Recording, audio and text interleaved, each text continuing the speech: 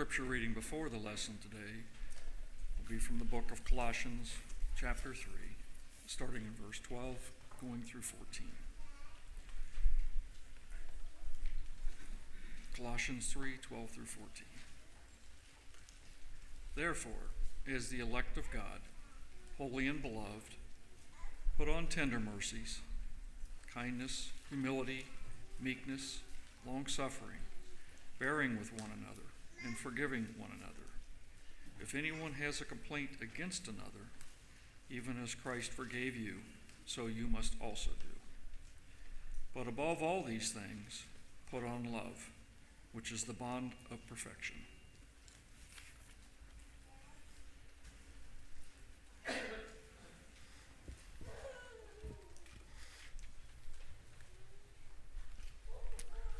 good morning.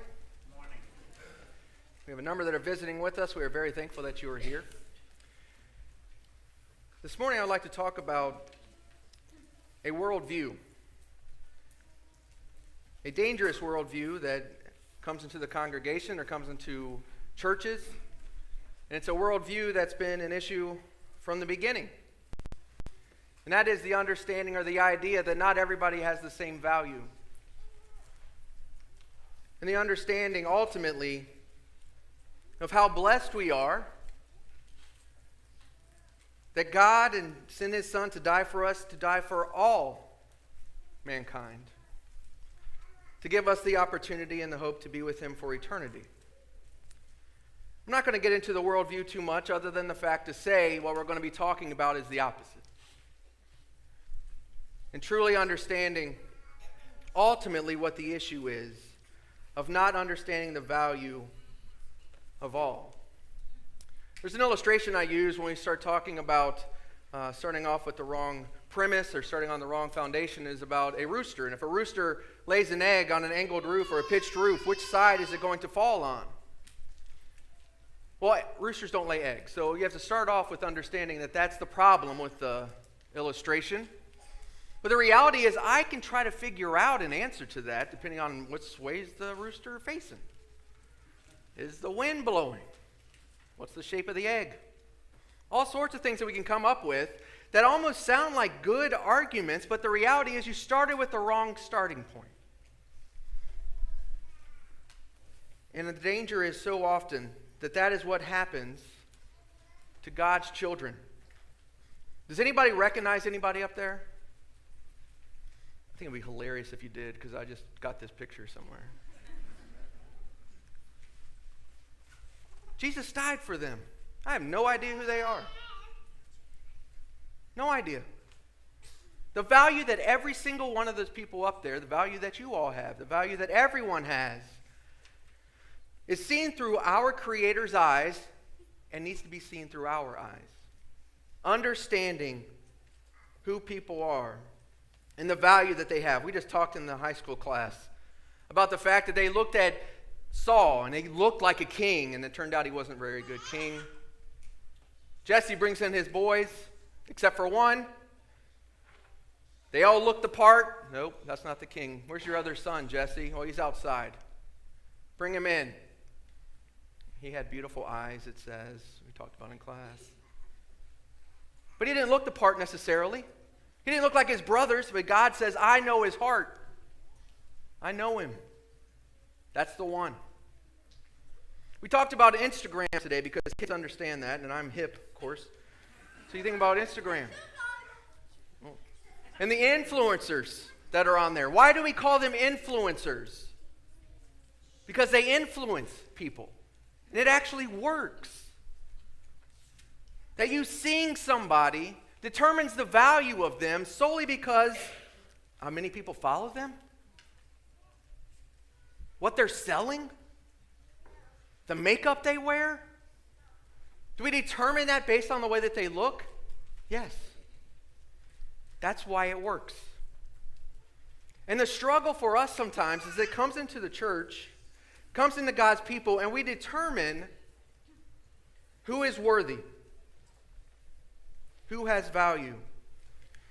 In Genesis, the first chapter, starting off, In the scriptures, we are told this: Then God said, let us make man in our image, according to our likeness, and let them rule over the fish of the sea, and over the birds of the sky, and over the cattle, and over the earth, and over every creeping thing that creeps on the earth. God created man in his own image. In the image of God, who created him, male and female, he created them. Genesis, the 5th chapter, we'll talk about it again.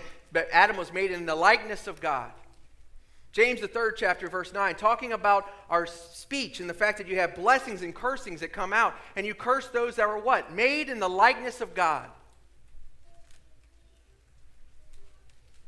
Made in the likeness of God.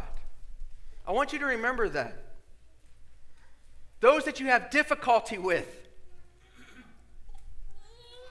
it is not based on how wealthy they are, how healthy they are. It is not based on the nationality that they may be, or we may be, or their IQ, that determines the value that they have. It is not based on what I perceive to be value.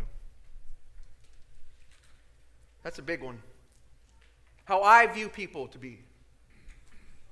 And whether or not I think they should have ample time to talk or to have much of my time as much as other people should have. But their thoughts aren't as important to listen to as mine are. From the unborn to those on their deathbed, every life, every human has value unless you decide they have no value. God says they do. And so I think we can understand this conversation. We can see the importance of this conversation. The difficulty sometimes, though, it comes in to the church. And it becomes difficult when people have these conversations. So I want to make no mistake about it. I'm telling you and teaching this morning what God says on this subject, not me. I believe it because of what God says. Every life has value. And I am not going to determine who does and who does not have that value. Who deserves to hear the truth? Who deserves for me to talk to them? Who deserves for me to look down on them? You imagine this in our lives. When we see somebody that you know is wealthy or famous, it's amazing how people act. James will talk about this. Sit up in the front. Get a good spot. You treat them well. When somebody comes in that doesn't look the part of what you think of, we may ignore them. Or if they just are the ones that bring us our drinks and our food, we don't treat them as well as we would a president of some sort or a CEO. Is that their fault? No. Jesus died for all of them. That's our issue. That's my issue. Over in Colossians, the 3rd chapter,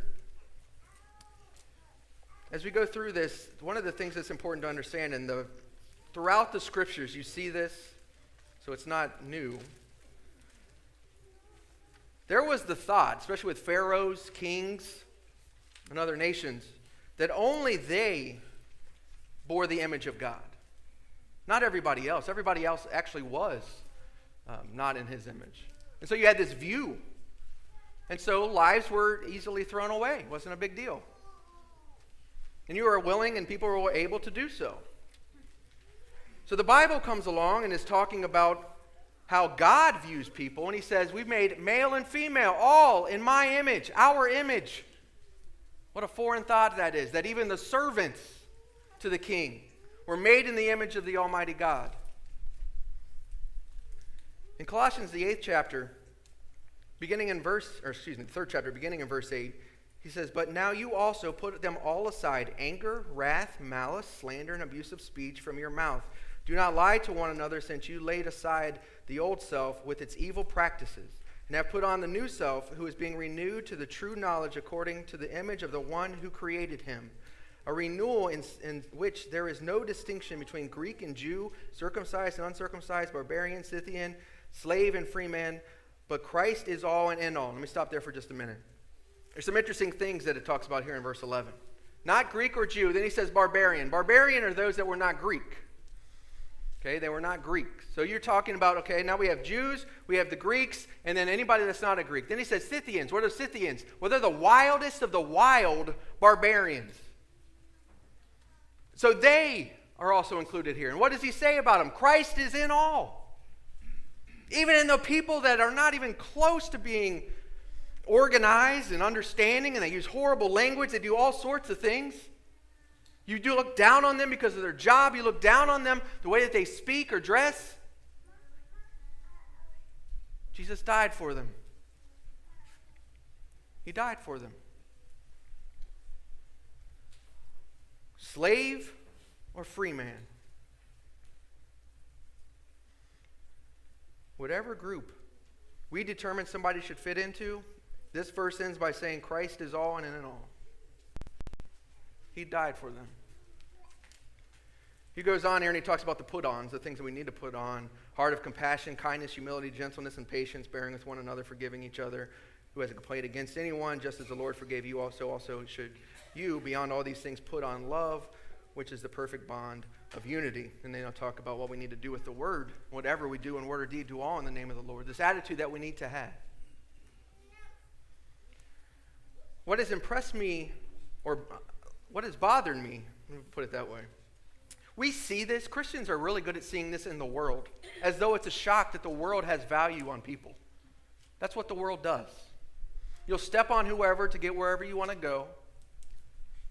The danger is when we do it to them that are caught up in the world, or shocked that they act like the people in the world.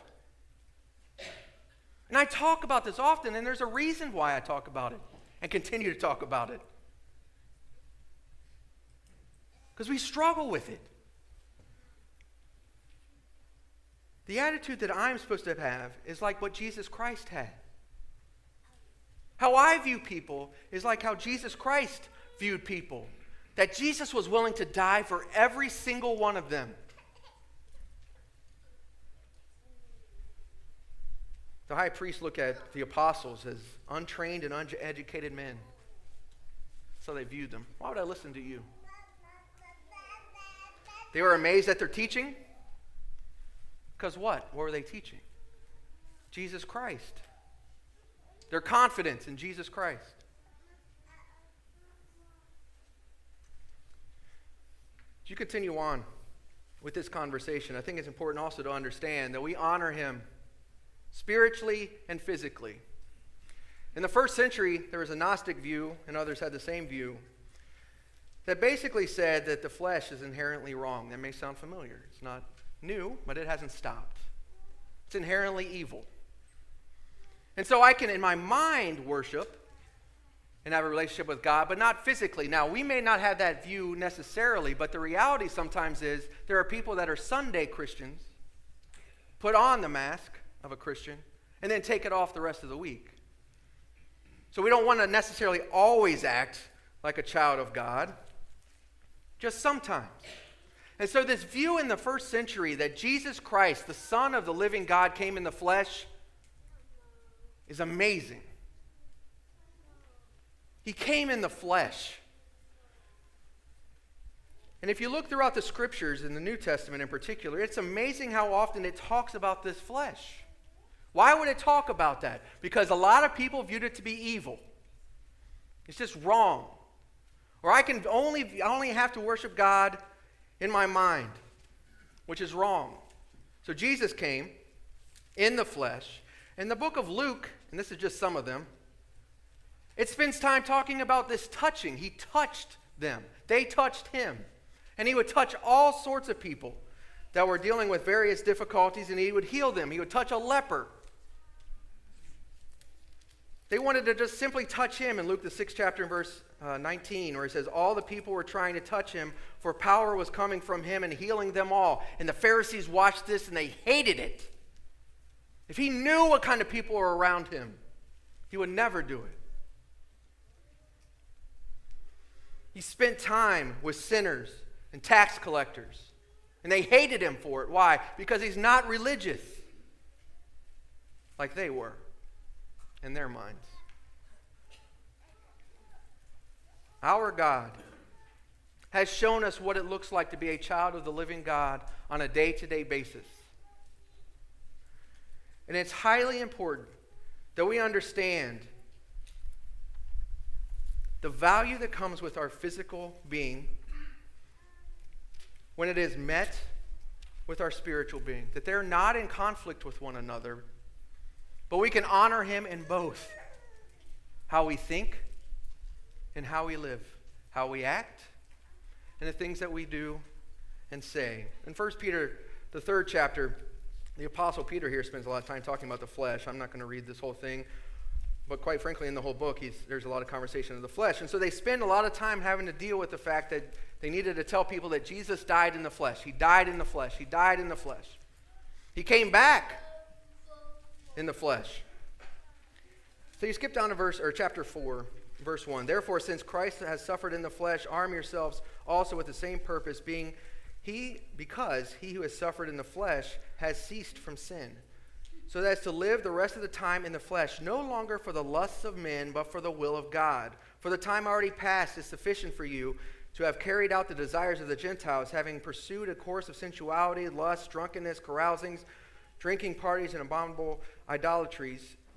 And he continues on talking about this part. But you get the point, hopefully. That our lives, we get to determine, am I going to continue to live this life in the flesh for the lust of men or for the will of God? That's my choice. Am I going to be a living sacrifice or not? Am I going to do the things that I need to do or not? Am I going to honor my God in everything that I do or not? Am I going to honor him in how I dress? Am I going to honor him in how I speak? Am I going to honor him in how I act? And am I going to bring him glory in all that I do? It's about my heart. When you talk about these subjects, when you talk about modesty, it's about my heart. When you talk about the way that I'm going to speak, it's about my heart and my relationship with him. And whether or not I truly understand that I am an example to other people, as 1 Timothy, the 4th chapter, will talk about. In everything that I do, that I can be an influencer. Not necessarily on Instagram. But I'm an influencer. You're an influencer. And the amazing thing about that is our influence is about something that's actually important. Whatever you do in word or deed, do all in the name of the Lord. Whatever you do. Whatever you do brings in a lot of things, I think. Whatever you do all in the name of the Lord.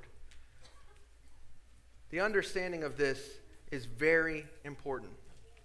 Our relationship with God needs to be a public relationship and a private relationship. Parents, your children watch you. If your language is wrong, they know. If you're getting drunk, they know. If you're skipping services for whatever reasons other than something that actually is important, they know. I'm talking about sickness. They know. And more than that, God knows. Your relationship with God is not only going to impact you, but it impacts everyone that's around you. It is to be public and it is to be private. And we have a choice to make in our lives every single day of how we're going to live this life. This is not simply something that is done in my mind, but this is my life. This is who I am. And people are going to lose their souls on how they raise their children. What a sobering thought that is as a father, as an uncle, as a brother. What a sobering thought that is.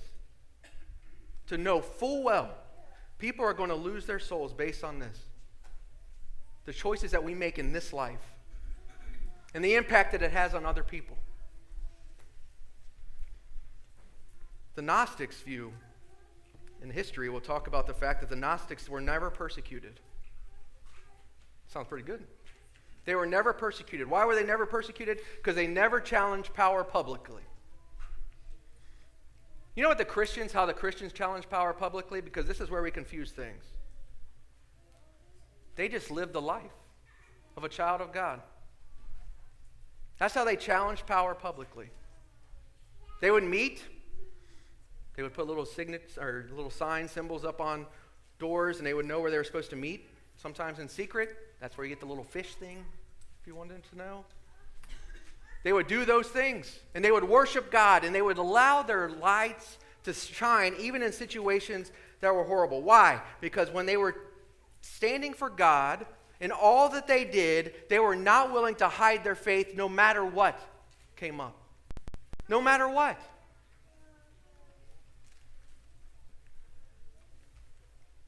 And we need to do the same thing. We need to make sure that we are showing God in all that we do, privately, publicly. The last verse I would like to look at is over in Colossians, the 4th chapter. Colossians 4, beginning in verse 5, he says, "Conduct yourselves with wisdom towards outsiders, making the most of the opportunity. Let your speech always be with grace as though seasoned with salt, so that you will know how you should respond to each person." You know the amazing thing to me about verse 5 and 6? I used to read that and think, okay, how am I supposed to do that? Well, he tells you in the verses leading up to this. Devote yourself to prayer. This relationship that we have with God, the closer that we are with God, is the way that we understand how we are to act in this world. How we are to talk to people in this world. How we're supposed to influence people in this world. Does that describe us?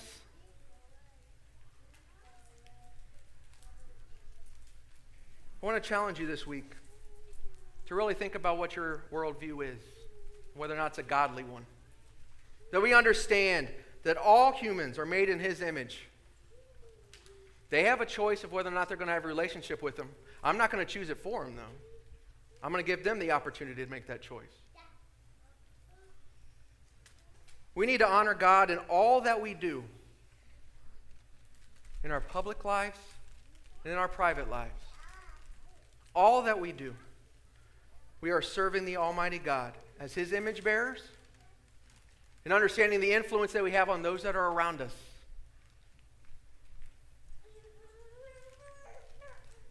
The reality from a preacher sometimes is you step on toes, and this is one of those I'm doing it on purpose sermons. We need to understand. We've got to understand the influence that we have on other people, positively and negatively. And if we're going to profess to be a child of the living God, then we need to act like a child of the living God. We need to be His children. We have the opportunity now to make sure that we are living for Him. And the purpose of this conversation isn't to make it sound like it's a horrible thing to be a child of God. It's awesome. We started off talking about Colossians, the 3rd chapter, and the things that you give up and the things that you actually put on. Kindness, compassion, love. Oh, how horrible. Being a child of God. His peace that we have. That's what it's like to be a child of the living God. A relationship with the great Creator. To be able to be with Him for eternity. We all need to make sure that we are right with Him now. That we're living this life. Maya McReynolds is here. She obeyed the gospel last week. Wasn't able to be here last week. But she's the most recent example here of somebody who's done that. Has a relationship with Jesus Christ. Took advantage of His death to have a relationship with Him. To be with Him for eternity. Maybe you need to make the same decision. We all do. We all need to make sure we're right with Him. But if we can help you, now's the time. Ask. If you have questions, ask them. If there's anything that we can